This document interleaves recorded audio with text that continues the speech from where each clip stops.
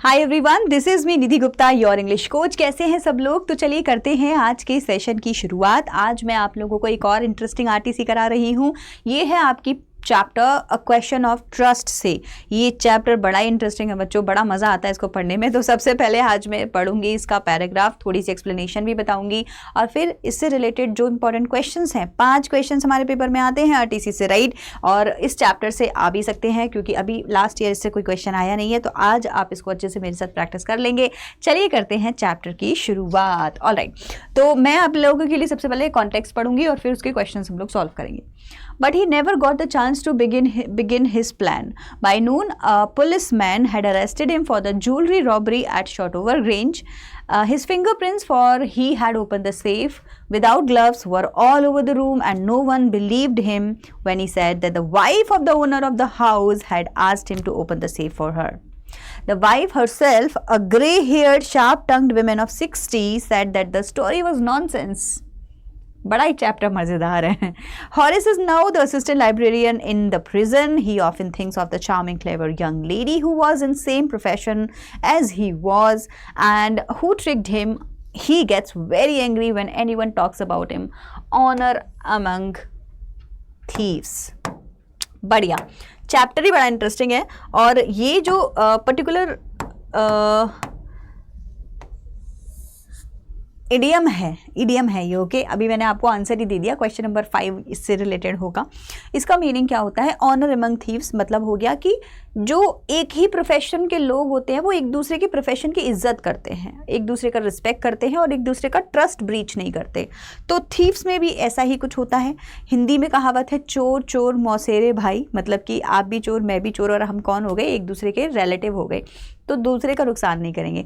यहाँ पे कुछ उल्टा ही हो गया। इसीलिए जब भी हॉरेस इस लाइन को सुनता है बड़ा गुस्सा हो जाता है, बोलता है यार ये क्या बात होती है, चोर ने चोर के साथ चोरी कर ली गलत बात। तो इसीलिए उसको इस वाले इडियम पे बड़ा गुस्सा आता है। बाकी आपको समझ आ गया होगा पूरा चैप्टर। लास्ट का पैराग्राफ है ये चैप्टर का, जिसमें आपको बताया जाता है कि हॉरेस डेनबाई को पकड़ लिया गया है पुलिस के थ्रू, क्योंकि उसने जो सेफ खोली थी, जो ज्वेलरी उठाई थी लेडी को देने के लिए, जो लेडी इन रेड थी दूसरी वाली चोर, उसने ट्रिक कर लिया था इसको और ग्लव्स उतार दिए थे ज़्यादा स्टाइल मारने के चक्कर में, और उसकी वजह से finger prints were all over the places, safe वेफ सब पे इसके हाथों के निशान थे। पुलिस गई, पकड़ लिया इसको और अब ये बेचारा जेल में लाइब्रेरियन बन चुका है। और जब भी ये ऑनर अमंग थीव वाली लाइन सुनता है बड़ा गुस्सा हो जाता है, बोलता है ये मेरे साथ बहुत गलत हुआ। जबकि उसका प्लान था कि वो फिर से चोरी करेगा, और इस बार तो हो नहीं पाया, बोला चलो कुछ दिन रुकते हैं और फिर से दोबारा चोरी करेंगे। But he never got the chance to begin his plan. हो ही नहीं पाया क्योंकि जेल में चला गया बेचारा। चलिए अब करते हैं इससे रिलेटेड क्वेश्चन शुरू। आइए, question number 1, the plan devised by Horace was to tell about the safe to owner of the house. ऐसा उसने कोई प्लान नहीं किया था। Blackmail the wife of the owner, नहीं ऐसा कुछ नहीं था। Look for another safe for stealing jewellery to buy, क्योंकि देखो उसको ना एक्सपेंसिव बुक्स खरीदनी थी। ये वाला प्लान तो फेल हो गया क्योंकि यहाँ पे बीच में एक और चोर आ गया, तो उसने कहा चलो छोड़ो ये गया सो गया, कुछ दिनों बाद एक और जो है सेफ है उसकी चोरी करेंगे, तो रह गया। Now to tell the police tell police the truth before the lady could deceive him. Lady उसको चीट करती है, इससे पहले उसने सोचा था मैं फिर से पुलिस के पास चला जाऊंगा खुद ही, नहीं ऐसा कुछ नहीं था। So question number 3 would be the correct answer.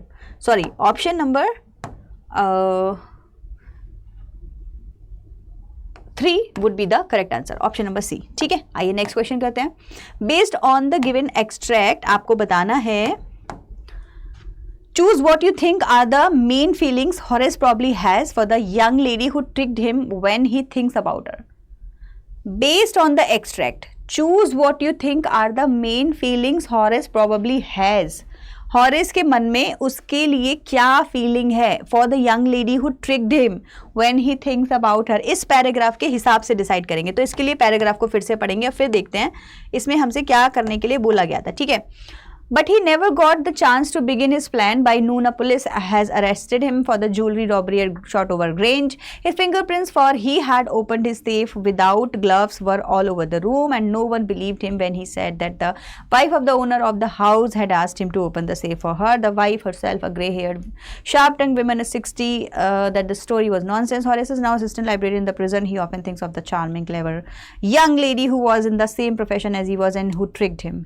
He gets very angry, and when anyone talks about, अच्छा ही गेट्स वेरी एंग्री, तो देखो वो थोड़ा थोड़ा गुस्सा तो है ना, ही often thinks of the charming clever young lady, लेकिन अब यहाँ पे हम मतलब क्या ही रिस्पेक्ट वगैरह तो नहीं लिखेंगे, चार्मिंग यंग लेडी तो उसने बोला है, एडमिरेशन एंड रिस्पेक्ट करता है, respect and gratitude, anger and blame, anger and blame, anger and vengeance मतलब बेसिकली रिवेंज किसी से लेना।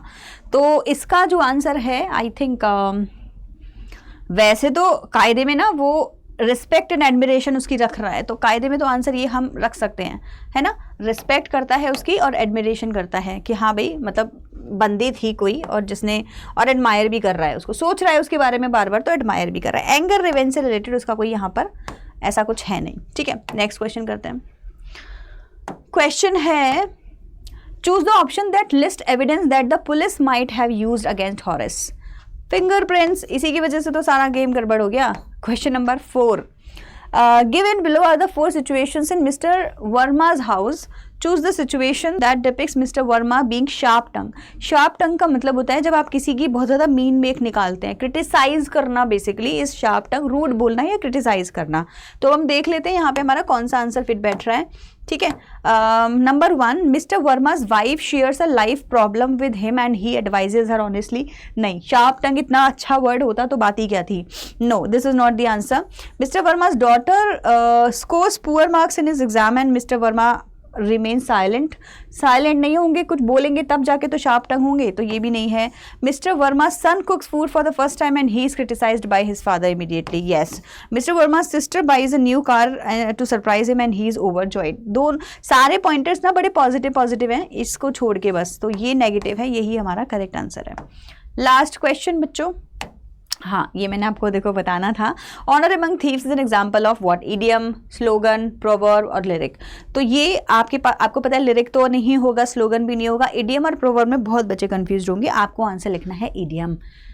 क्यों? देखो जो प्रोवर्ब्स होते हैं ना वो जनरली बड़े होते हैं, स्टेटमेंट्स होते हैं वो ज़्यादातर, और जो इडियम्स होते हैं, इडियम फ्रेजेस का मतलब यही होता है कि एक फ्रेज मतलब ज़्यादा से ज़्यादा 2 वर्ड्स, 3 वर्ड्स, 4 वर्ड्स, इससे ज़्यादा नहीं।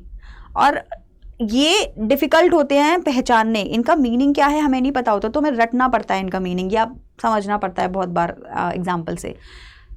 प्रोवर्ब समझ आ जाते हैं और वो बेसिकली एडवाइस होते हैं। जैसे मेरे को आपको एडवाइस देनी है, the grass is not greener on the other side, the grass is always greener on the other side, है ना। तो मैंने आपको बोला कि देखो दूसरे की चीज़ें ज़्यादा अच्छी लगती हैं तो ज़्यादा बहको मत, तो ये क्या हो गया, एक प्रोवर्ब हो गया। लेकिन इडियम क्या है, ऑनर अमंग थीव्स, सोचो आराम से इसको कि क्या 3 वर्ड्स में इडियम खत्म। तो छोटे छोटे होते हैं वो इडियम होते हैं, बड़े बड़े होते हैं और एडवाइस होती है वो प्रोवर्ब होते हैं, इतना थोड़ा सा ध्यान रख लेना।